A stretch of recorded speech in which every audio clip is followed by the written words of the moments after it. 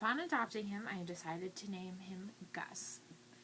Gus came to me completely shaven and 9 pounds, wearing a small t-shirt that was too big.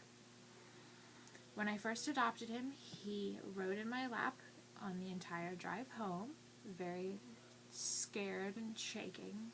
As I got to know Gus, we found that Gus had a lot of fears. Gus was afraid of water. Gus was afraid of men. Gus was afraid of people with tattoos on their arms. Gus was afraid of doorways. We spent a lot of time getting over all of these fears and the mental damage that had been done through Gus.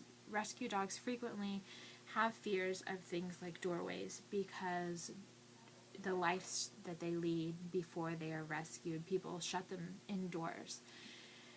Once we took Gus to a vet in Champaign, he had already been vetted and taken care of by the rescue that I adopted him from.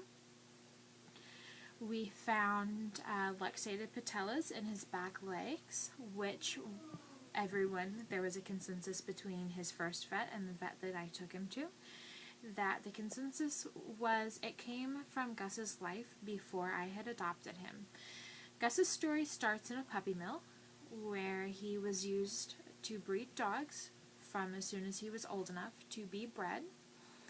Dogs in puppy mills are frequently, male dogs are bred as much as they possibly can be. And the people who had Gus at their puppy mill decided that he was not producing enough puppies for them. And so they took him to a kill shelter. And what a kill shelter is an animal shelter that dogs have 7 days to be adopted, and then if they run out of room after those 7 days, they will be euthanized.